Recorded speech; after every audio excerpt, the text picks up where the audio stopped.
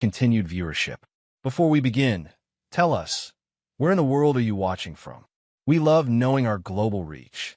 Now, let's dive into today's story. Chapter 1. Foundations. The sledgehammer connected with the wall in a satisfying crunch of plaster and wood. Dust billowed around Brock Maddox as he stepped back to admire his handiwork. At 42, he still preferred to get his hands dirty on demolition days. It kept him connected to the roots of Maddox Construction, the company he'd built from nothing into one of Boston's premier renovation firms. "Boss, the clients are here," called Dennis, his foreman. Brock dusted off his hands and rolled down his sleeves. The Peabody Mansion renovation was his biggest residential project yet.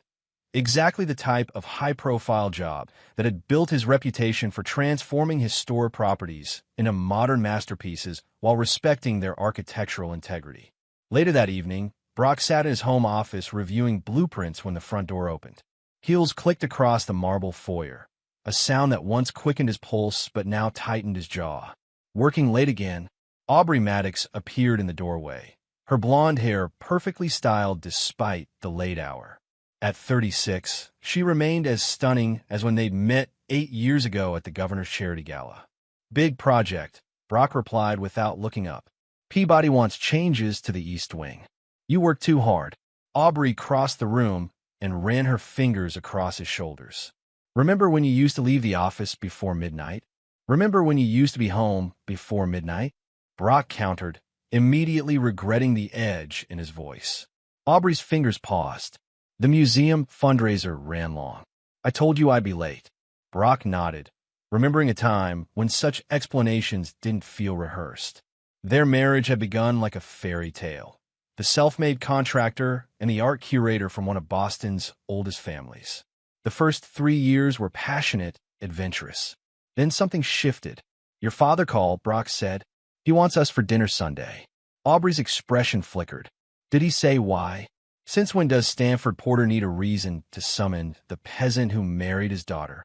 Brock's smile took the sting out of his words. "Mostly. He respects you," Aubrey insisted, but her eyes drifted away. "No, he respects what I've built. There's a difference." Brock closed his laptop. "Coming to bed? I need a shower first." As Aubrey left, Brock's phone buzzed. A text from his old Army buddy, Wes Donovan. "Still on for tomorrow? Got some info you should hear." Brock stared at the message. 3 months ago, he'd asked Wes, now a private investigator, to look into some discrepancies in the company accounts. But Wes's tone suggested he'd found something else entirely. 8 a.m., the usual place. Brock replied. Sleep eluded him that night. Lying beside Aubrey, he cataloged the subtle changes of the past year. The new wardrobe, the increased work events, the guarded phone, and the faint scent of cologne that wasn't his. Their anniversary was 3 weeks away. 8 years. Brock had been planning something special, hoping to recapture what they'd lost. But first, he needed the truth. Chapter 2. Suspicions. She's seeing someone. Wes slid a manila folder across the booth at Riley's Diner, their regular breakfast spot, since Wes had left the service 4 years after Brock. Brock didn't open it. Ooh, Tyson Blackwell. The name hit Brock like another sledgehammer. Aubrey's ex? The quarterback? Wes nodded grimly. Former quarterback. Current financial advisor at Harrington Wealth Management. And coincidentally, newly appointed financial consultant to the Porter Family Foundation. Stanford hired him. Brock's coffee grew cold as the pieces aligned. How long? At least 4 months of regular meetings. Hotel receipts, text records. Wes hesitated. And there's something else. Her father knows. Of course he does. Brock finally opened the folder, scanning photos of Aubrey entering an upscale hotel, timestamps revealing 2-hour lunch breaks that extended to 3. In one photo, Stanford Porter was visible in the hotel restaurant, clearly timing his exit to avoid his daughter and her lover. Stanford never thought you were good enough for his princess, Wes said carefully. But I didn't expect him to actively enable this. Brock stared at the evidence without emotion. The betrayal hurt less than he'd expected. Perhaps he'd known longer than he'd admitted to himself. There's more, Wes continued. They've been accessing financial information about Maddox Construction. Loan details, contract bids, client lists. Brock's expression hardened. My company. That's what this is about. Your company is about to land the Westbrook Municipal Building contract. $30 million. Your biggest job ever. Which is why our anniversary dinner reservations were so easy to get, Brock muttered. She's been postponing as they gather information. Wes leaned forward. What are you going to do? Nothing. Brock closed the folder and stood. Yet, over the next 2 weeks, Brock became a careful observer in his own marriage. He noticed how Aubrey's phone always faced down, how she took calls in other rooms, her sudden interest in his work schedule. He planted misinformation about project timelines, watching as it made its way back to his competitors through mysterious channels. Meanwhile, he prepared. He transferred key assets, secured digital records, and instructed his most loyal employees to prepare contingency plans. Lena Rodriguez, his operations manager and right hand for 7 years, was the only one who knew the full scope. They're planning something for after the Westbrook contract announcement, Lena concluded after reviewing the evidence. You should confront her now. Not yet. Brock rotated his wedding band thoughtfully. Our anniversary is next Saturday. Let's see what happens. Throughout these preparations, Brock maintained his routine. He came home at regular hours, discussed work casually with Aubrey, and even attended a dinner at Stanford Porter's mansion where he watched his father-in-law and wife exchange glances they thought he couldn't interpret. 6 days before their anniversary, Brock confirmed his reservation at Larson's, Aubrey's favorite restaurant. He ordered her favorite flowers and bought her a diamond bracelet he knew she'd never wear. The performance was necessary. He needed them to believe their plan was still secret. The night before their anniversary, Brock overheard Aubrey on the phone in her study. Everything's set. Yes, Ty, he doesn't suspect anything. After dinner tomorrow, Dad has the paperwork ready. I know what I'm doing. When she emerged, Brock was reviewing construction plans in the living room, his face revealing nothing. Big day tomorrow, he said with a practiced smile. 8 years. Can't wait, Aubrey replied, her own smile not quite reaching her eyes. Chapter 3. The Anniversary. Brock spent the morning of their anniversary preparing a surprise. He canceled the restaurant reservation and instead transformed their dining room with candles, flowers, and Aubrey's favorite music. He spent hours cooking her favorite meal, seared scallops, roasted rack of lamb, and chocolate soufflé. Recipes he'd secretly practiced for weeks. At 6 p.m., the table was set with their wedding china. The lamb rested perfectly cooked. The wine, a rare vintage from the year they met, was breathing. Brock had sent Aubrey a text that morning, telling her to meet him at home instead of the restaurant for a special surprise. Her reply came at 5:30 p.m., running late. Start without me. Be there by 7:30. Brock knew exactly where she was. Wes had confirmed that Aubrey, Stanford, and Tyson were meeting at Stanford's office downtown. Finalizing their plan, no doubt. At 7:45 p.m., the food sat cold and congealed. The candles had burned halfway down. Brock sat motionless at the head of the table, staring at the empty chair across from him. His phone buzzed at 8:17 p.m. The text wasn't from Aubrey. Check the basement. Brock didn't recognize the number, but he wasn't surprised. He rose calmly, leaving his napkin folded beside his untouched plate.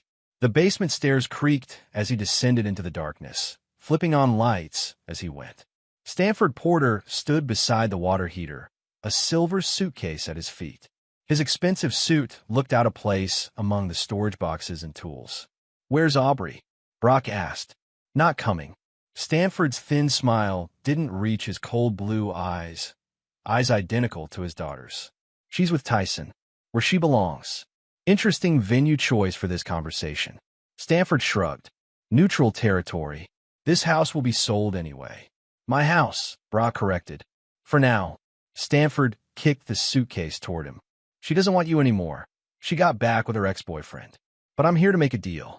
Brock raised an eyebrow, but didn't touch the suitcase. I'm listening. In that case, our papers transferring controlling interest in Maddox Construction to a holding company. Sign them, and you get $3 million cash. Walk away quietly. And if I don't? Stanford's smile widened. The Westbrook contract has already been reassigned. Your company's loan applications will be denied. The building inspection delays on your current projects will continue indefinitely. You've been busy. We've been planning this for over a year. Tyson needs a construction company to complete his portfolio. You need to disappear. And Aubrey, she made her choice. She was never meant for someone like you. Brock nodded slowly. I like to hear that from her. She won't be calling. Stanford checked his watch. They're boarding a flight to the Maldives as we speak.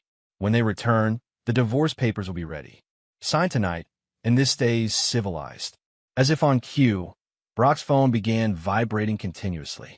Aubrey's face flashed on the screen, call after call. Stanford frowned. What did you do? Nothing yet. Brock pocketed the still vibrating phone. But I think our plans for tonight might have hit a complication. By midnight, Aubrey had called 63 times. The text grew increasingly desperate. Please answer is not what you think. Where are you? Dad wasn't supposed to do this, please. Brock, I can explain everything. Stanford's phone had also begun ringing incessantly. His smug expression had long since vanished. What did you do? He demanded again, his composure cracking. Brock finally opened the suitcase, examining the documents inside. I think our negotiation has been interrupted. Perhaps we should reschedule when all parties can be present. Stanford grabbed his arm. Sign the papers now, or what? Brock removed Stanford's hand from his arm with careful precision. You'll tell my wife I've been unfaithful? You'll ruin my business? You'll destroy my reputation? He smiled coldly. It seems you played all your cards already, Stanford. Brock's phone continued to vibrate as he ascended the basement stairs, leaving his father-in-law sputtering behind him. The anniversary dinner sat abandoned in the dining room, a fitting metaphor for his marriage. He finally answered on Aubrey's 64th call. Brock, thank God. Where are you? Are you okay? I'm home, he replied calmly, enjoying our anniversary dinner alone. Your father just offered me $3 million to disappear. The silence on the other end confirmed everything. Brock, please. Come home, Aubrey. It's time we had an honest conversation. He ended the call and turned off his phone. Whatever game they had been playing, the rules had just changed.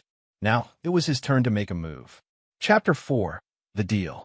Aubrey arrived at 2:37 a.m., mascara streaking her flushed face. She found Brock in his home office, calmly reviewing documents.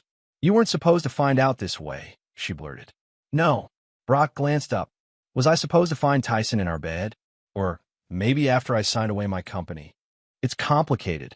She collapsed into the chair opposite him. Ty and I reconnected at a fundraiser. It just happened. Like the financial espionage just happened. Like sabotaging my projects just happened. Her eyes widened. I never. Save it. Brock pushed a folder across the desk. Flight confirmations to the Maldives. Hotel reservations. Bank transfers from your father to Tyson. It's all here, Aubrey. How did you? I've known for months. Brock's voice remained steady. Did you really think I wouldn't notice? I built a construction empire from nothing. I noticed when nails are a quarter-inch off. Tears spilled down Aubrey's cheeks. I still care about you. No, you're scared. Brock leaned forward. Your father promised Tyson my company, but something went wrong tonight. What was it? Aubrey's shoulders slumped. The Westbrook contract. Dad said he'd redirected it to Harrison Construction, but the commissioner called Ty tonight. The contract is still yours. They can't legally reassign it. So the leverage vanished. Brock nodded, and suddenly the Maldives trip lost its appeal. It wasn't like that. It was exactly like that. Brock closed the folder. Now you're here to salvage what you can. What do you want, Brock? Aubrey whispered. I want my own deal. Brock slid another document toward her. Divorce papers. My terms. Aubrey scanned the document, her face paling. This gives me nothing. It gives you freedom from this sham marriage. The prenup stands. My company remains mine. You keep your trust fund and personal accounts. My father won't accept this. Your father isn't my concern anymore. Brock stood. Sign it, Aubrey, or I'll ensure the DA receives evidence of corporate espionage and contract tampering involving the Porter family. You're bluffing. Try me. Brock's eyes were as cold as the dinner that still sat in their dining room. Your father came to my home on my anniversary to destroy everything I've built. Did you really think I'd just roll over? After Aubrey left with the unsigned papers, Brock called Wes. She'll be heading to Stanford's, he said. I need everything they say recorded. Already on it, Wes confirmed. What about Tyson? Let him sweat tonight. Tomorrow, we implement Phase 2. Phase 2 began at 9 a.m. when Brock met with District Attorney Paula Winston, an old client whose kitchen renovation he completed at cost when the contractor abandoned the job. This stays unofficial for now, Brock explained, presenting select evidence of the porter's activities. I'm handling it privately, but I need protection if things escalate. By noon, Brock sat across from Stanford Porter in the older man's opulent office. You've made your point, Stanford began. Let's discuss a reasonable settlement. I already gave Aubrey my terms. Brock examined the art on Stanford's walls with deliberate indifference. Non-negotiable. $5 million, Stanford countered. You keep your company, sign the divorce papers, and walk away. Brock turned his attention to his father-in-law. You still don't understand. This isn't about money. Everything is about money. No, Stanford, this is about respect. Brock leaned forward. You targeted my company, manipulated my wife, and tried to erase 8 years of my life because you never thought I deserved your daughter. You didn't, Stanford snapped. You were a contractor with dirt under his fingernails. She was a porter, and now she's damaged goods returning to a has-been quarterback with gambling debts. Brock smiled coldly at Stanford's surprise. Yes, I know about Tyson's arrangement with those bookies in Atlantic City. The ones you've been paying off. Stanford's face hardened. What do you want? I want you to convince Aubrey to sign my divorce terms. I want Tyson to disappear from my life permanently. And I want your written guarantee that you'll never interfere with my business again. And if I refuse, Brock stood. Then I stop being so generous with what I know. As Brock left the Porter building, he called Lena. It's done, he said. Prepare the Westbrook documents for signature tomorrow. And the special provisions? Lena asked. Leave them in, Brock confirmed. The Porters just folded. But Brock knew better than to trust Stanford Porter's surrender. That evening, he received a call from Maeve Porter, Aubrey's younger sister. They're still plotting against you, she warned. Dad's calling in favors with the zoning board. Why are you telling me this? Brock asked. Maeve had always been cordial, but distant. Because I'm tired of watching my father and sister destroy good people. She paused. And because I never told them about the Porter Foundation irregularities you helped me cover up 3 years ago. Brock remembered the accounting discrepancies Maeve had discovered, and how he'd helped restructure the reports to prevent a scandal. We'll call even then, he said, but I need details of what they're planning. By morning, Brock's divorce terms had been signed, and Stanford had provided written guarantees about Maddox construction. But Brock knew the war was far from over. Stanford Porter never surrendered. He only retreated to regroup. Chapter 5, Gathering Intel. The Westbrook Municipal Building contract signing should have been Brock's crowning achievement. Instead, it marked the beginning of a more complex strategy.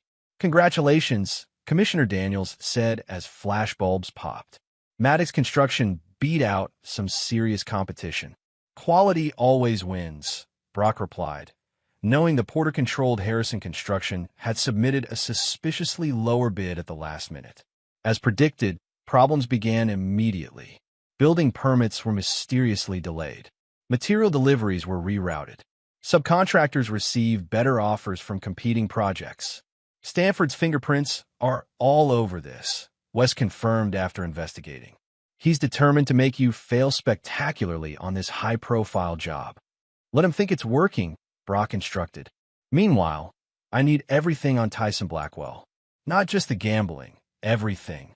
What emerged was a portrait of a man whose golden boy facade masked increasing desperation.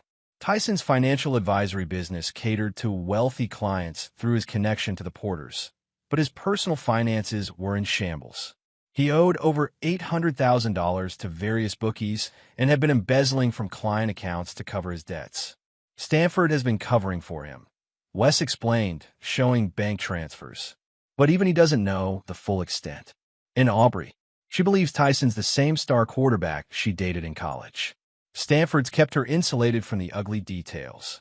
Brock considered this information carefully. She's still his weakness, then. And his meal ticket, Wes added. Without her connection to Stanford, he's finished. Brock's strategy adjusted accordingly. Instead of attacking Stanford directly, he would target the relationship between Tyson and Aubrey, create enough pressure, and one would betray the other. The pressure began subtly. Anonymous tips led to increased scrutiny of Tyson's client accounts. Several bookies received information about Tyson's other gambling debts, creating conflict among his creditors. Meanwhile, Brock ensured that photos of Tyson meeting with various women reached Aubrey through concerned friends. Within weeks, the strain began to show. Tyson and Aubrey's public appearances grew tense. Stanford was spotted having heated arguments with his future son-in-law. The Porter family's carefully cultivated image of perfection was developing cracks. Maeve continued providing inside information, reporting that Aubrey had begun questioning her relationship with Tyson after discovering text messages from someone named Raven. "She still believes you're the villain in this story," Maeve warned during a clandestine meeting at a coffee shop across town. "Dad has convinced her you're sabotaging Tyson out of spite." "Let her believe that for now," Brock replied. "The truth will be more effective when she has no one else to turn to." Meanwhile, Brock implemented a parallel strategy for his business. While appearing to struggle with the Westbrook project, he secretly fast-tracked other jobs, building goodwill with clients and officials who weren't under Stanford's influence. He restructured Maddox Construction's operations, creating subsidiaries that could continue if the main company was attacked. The most crucial intelligence came from an unexpected source.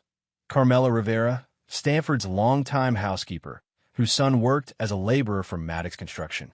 After Brock had personally paid for the boy's emergency surgery 3 years earlier, something Stanford had refused to help with, she became an invaluable ally. "Mr. Porter keeps a separate phone," she revealed during a meeting arranged by her son. "He only uses it for calls about you and the Westbrook project." This information led to Wes placing surveillance on Stanford's secondary communications, revealing a network of officials and businesspeople conspiring to sabotage Maddox Construction. Each became a thread that Brock could pull when the time was right.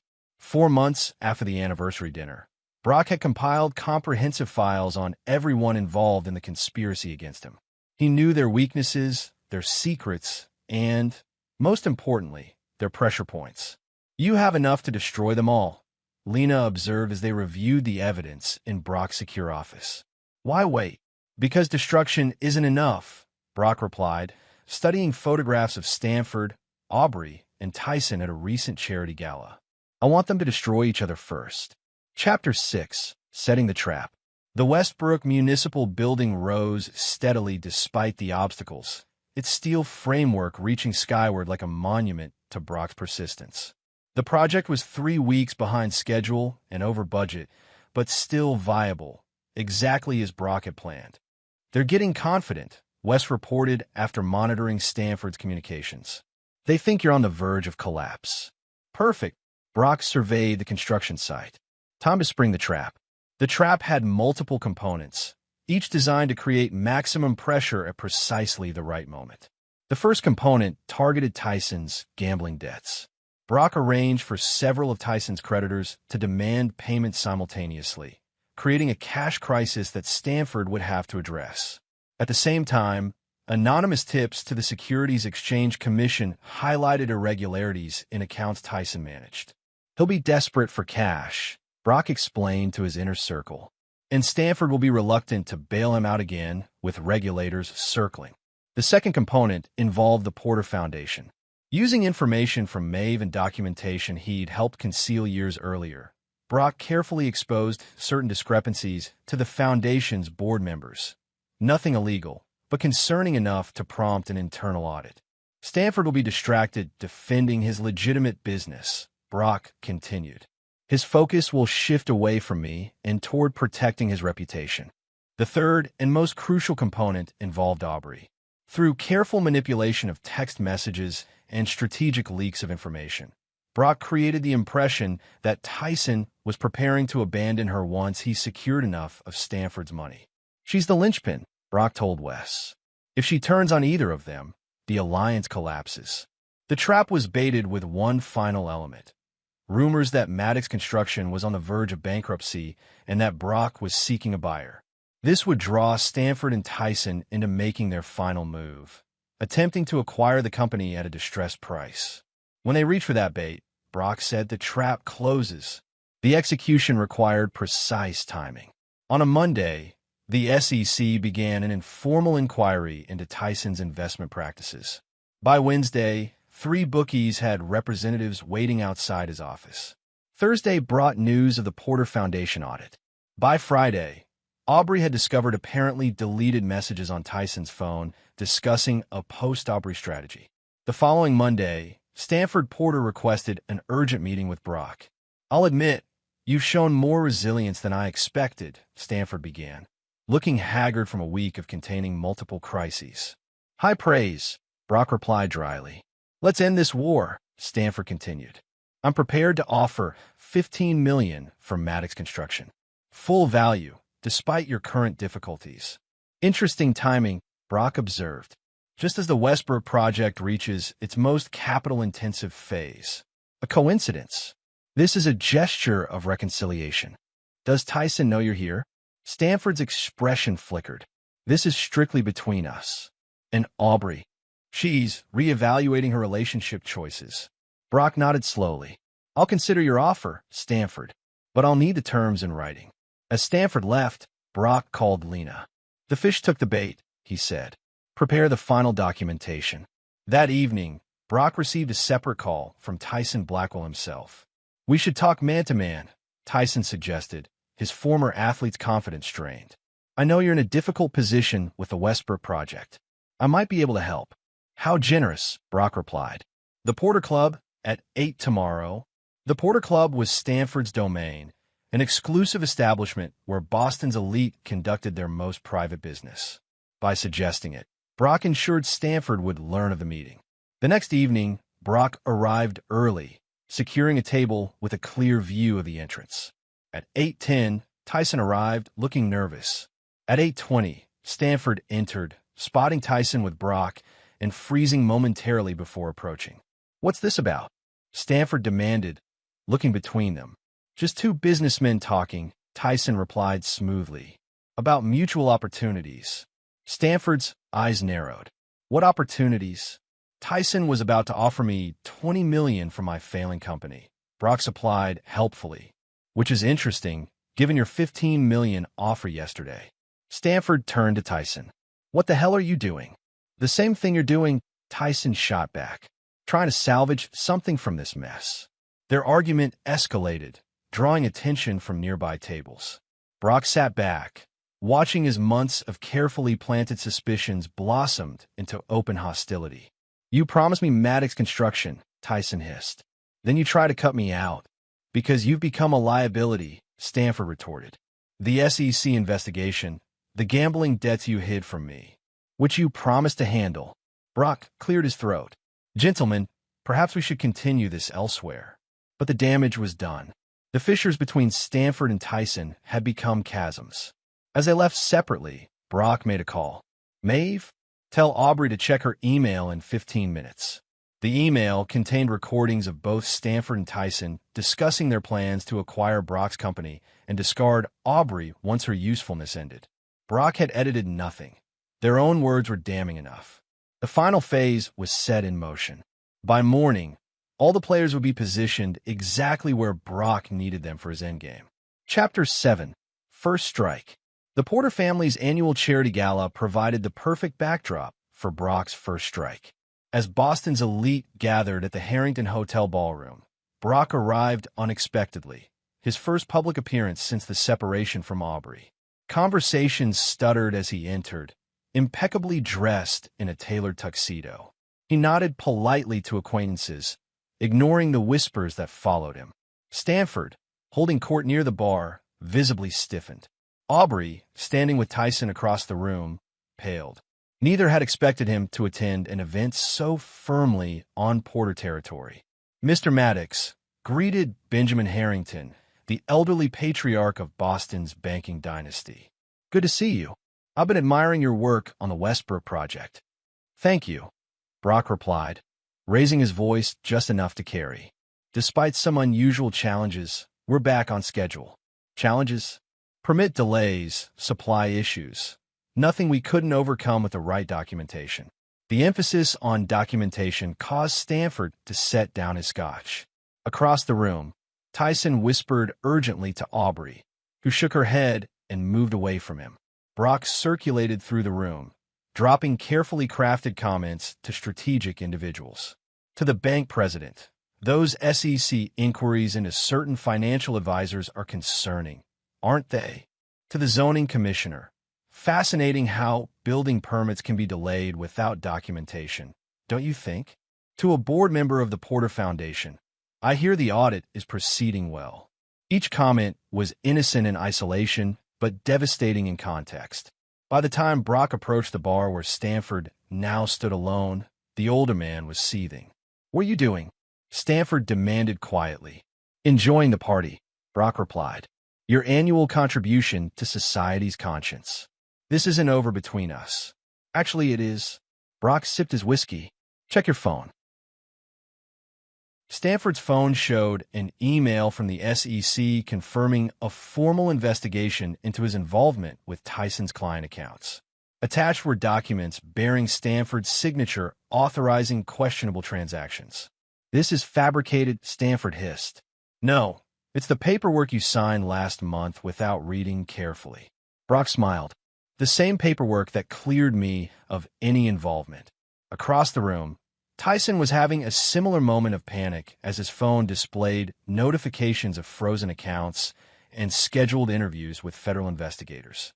The masterstroke came when Aubrey, now standing alone near a column, received her own message. Video footage from the Porter Club showing Stanford and Tyson arguing over who would control Maddox Construction after forcing Brock out. The ballroom's atmosphere transformed as key attendees received similar messages, each containing damaging information about Stanford or Tyson. Bank officers learned of unauthorized transfers. City officials discovered evidence of their own complicity in permit delays. Foundation board members received documentation of financial irregularities. By the time Brock departed an hour later, the damage was irreversible. Stanford was surrounded by concerned board members. Tyson was nowhere to be seen, having fled after a confrontation with his largest client. And Aubrey stood abandoned near the entrance, watching Brock leave with tears streaming down her face. The next morning, the Boston Daily reported that Stanford Porter had taken a leave of absence from the Porter Foundation pending an internal review. Tyson Blackwell's office at Harrington Wealth Management was mentioned as being temporarily closed. The article noted that several development projects associated with Porter Investments were under review by city officials. Brock read the news with satisfaction while touring the Westbrook site, where work was proceeding at an accelerated pace now that the mysterious obstacles had vanished. "Stanford's lawyers have been calling nonstop," Lena reported. "Let them call," Brock replied. "The terms haven't changed." Those terms, drafted months ago and waiting for this moment, required Stanford to divest from any business that competed with Maddox Construction, publicly renounce any claims against Brock, and resign from several influential boards that controlled city contracts. By evening, Stanford had capitulated to the first demand, selling his shares in Harrison Construction at a significant loss. The other terms would follow as pressure mounted. Tyson proved more difficult. Accosted by creditors and abandoned by Porter Protection, he made a desperate move, approaching Brock directly at his home. "I can help you destroy Stanford completely," he offered, standing on Brock's doorstep, looking disheveled. "I have information. I already have everything I need," Brock cut him off. "And nothing you need. He set me up. He used me to get to you, then planned to discard me. Just like you and Aubrey planned to do to me." Brock's voice remained calm. "The difference is, I saw it coming." As Tyson's desperation increased, so did his threats. "I'll go public with everything. Your methods, how you manipulated evidence." "With what proof?" Brock asked. "Your credibility is gone, Tyson. Your accounts are frozen. Your clients have abandoned you. Even Aubrey has realized what you are. I'll destroy you." Tyson lunged forward, but Brock was prepared. The security cameras captured everything. Tyson's attack, Brock's measured self-defense, and Tyson's subsequent arrest for assault by the police officers who arrived with suspicious promptness. With Tyson in custody and facing multiple charges, the second pillar of the conspiracy crumbled. Only Aubrey remained. Chapter 8: Desperate Measures. Aubrey arrived at Brock's office unannounced 3 days after the gala. Lena intercepted her in the reception area. "Mr. Maddox is unavailable," she stated firmly. "Please," Aubrey's composed facade cracked. "5 minutes. That's all I'm asking." Brock, watching via security monitor, nodded to Lena. "Send her in." Aubrey had lost weight, her designer clothes hanging loosely on her frame. Dark circles shadowed her eyes, and her hands trembled slightly as she took the seat across from Brock's desk. "Thank you for seeing me," she began.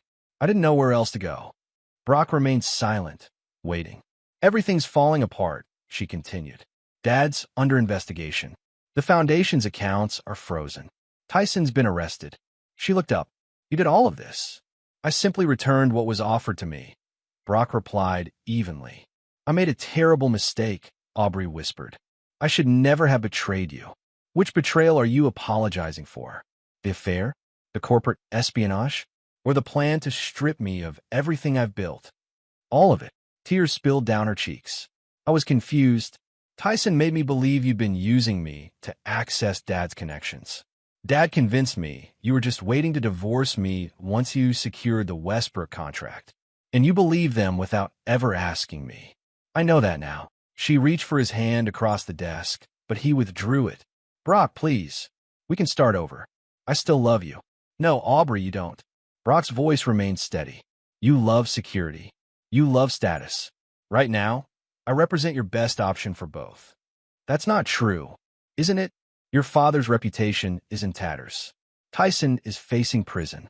Your family's assets are under scrutiny. You're alone for the first time in your life." Brock leaned forward. "And suddenly, you remember your love for me." Aubrey's expression hardened slightly. "What do you want from me? Begging? Public humiliation? Tell me what it will take to end this." "Nothing you can offer." Brock stood. "Our divorce is final. Your father is meeting my terms. Tyson is facing consequences. Justice has been served. So all of this was just revenge?" Aubrey's voice rose. "You've destroyed my family for payback." "No, Aubrey. I protected what's mine from people who try to take it. There's a difference." As security escorted her out, Aubrey made one final, desperate appeal. "I'll tell everyone how you set us up, how you manipulated evidence and bribed officials." Brock simply nodded to Lena, who handed Aubrey a final envelope.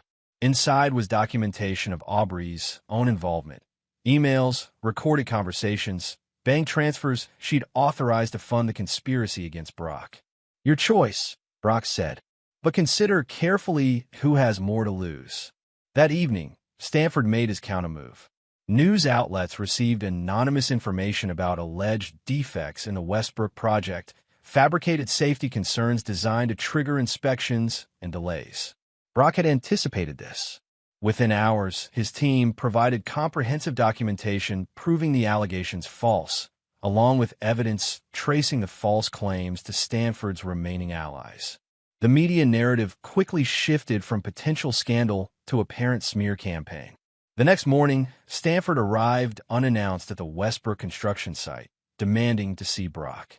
Security brought him to Brock's temporary office overlooking the rising structure. "You've won," Stanford conceded, looking every day of his 68 years. "Name your final price." "I already have." Brock gestured to the contracts on his desk, the same terms Stanford had been resisting. "You'll destroy me completely." "No, Stanford. I'll leave you enough to live comfortably in retirement. Away from Boston. Away from any business interests that might cross mine." And Aubrey, she made her choices. Now she lives with them. Stanford signed the documents without further protest. As he stood to leave, he asked one final question. "How did you do it?" "We had everything planned perfectly." "You planned to take what someone else built," Brock replied. "I've spent my life building things to last. That's the difference between us." After Stanford left, Wes arrived with final confirmation. All the players had capitulated. Tyson had accepted a plea deal that would send him to prison for 5 years. Stanford had booked a one-way flight to his property in the Cayman Islands. The Porter Foundation board had restructured without any family members in leadership positions. "It's over," West said. "They're finished." "Not quite," Brock replied. "There's one loose end." Chapter 9. Reckoning. The Westbrook Municipal Building opened on schedule, its gleaming glass and steel facade dominating the city skyline. The ribbon-cutting ceremony drew Boston's elite, conspicuously missing the Porter family for the first time in generations. Brock stood at the center, shaking hands with the mayor as cameras flashed. His company had not only survived but thrived, securing 3 additional major contracts in the aftermath of the Porter conspiracy's collapse. "You've become the city's premier builder," Commissioner Daniels remarked during the reception.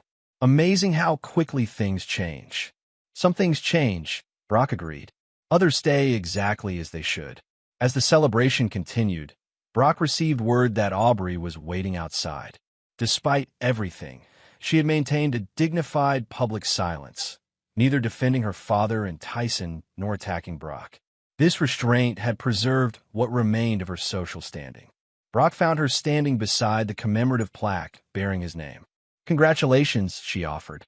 "It's magnificent." "Thank you." Brock studied her. The months had been hard, but she'd regained her composure. She was still beautiful, still a Porter, even if that name carried less weight now. "I'm leaving Boston," she said. "Fresh start in Chicago." Brock nodded. "Wise choice." "Before I go," she hesitated. "I never asked why you answered my call that night. After 63 attempts, you could have let me panic all night. I wanted you to know it was me," Brock replied simply. "Not circumstance. Not bad luck. Me. Was any of it real?" Her voice caught. It was." Brock's expression softened momentarily. "Until it wasn't." She nodded, blinking back tears. "Can you ever forgive me?" "No." The word was gentle but absolute. "Some betrayals can't be forgiven, Aubrey. Only survived." As she turned to leave, Brock added, "But I wish you well in Chicago." Sincerely. Her sad smile acknowledged the closure in his words. They both knew this was the last time they would speak. Later that evening, Brock stood alone on the rooftop terrace of the Westbrook building, surveying the city that had nearly been taken from him. His phone buzzed with a message from Maeve Porter. "Dad left the country today.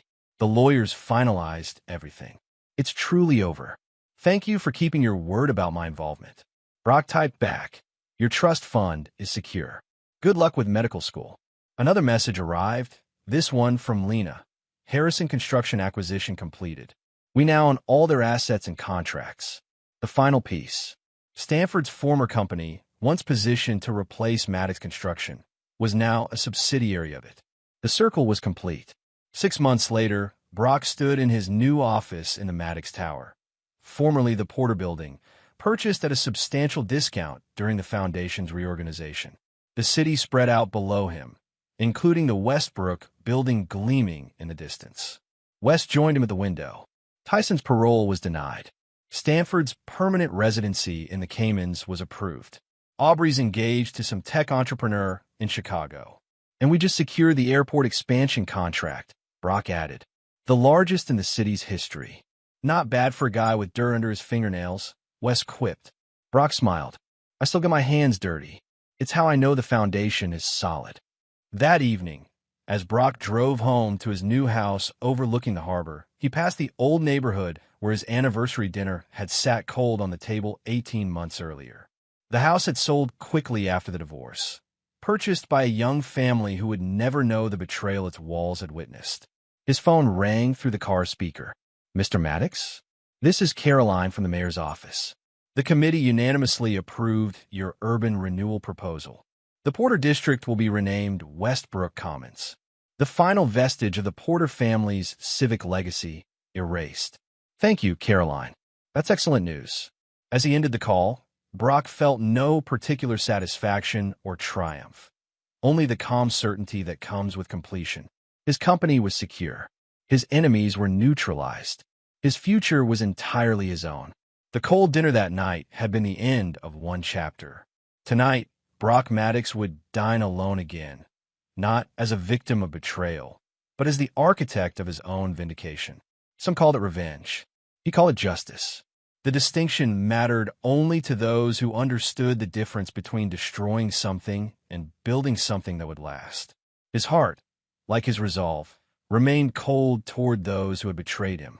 But his vision for the future burned brighter than. And there you have it. Another story comes to an end. What did you think? I'd love to hear your thoughts in the comments below. If you enjoy this story, consider joining our community by subscribing. It means the world to us. For more stories like this one, check out the recommended videos on screen. And I'll see you there.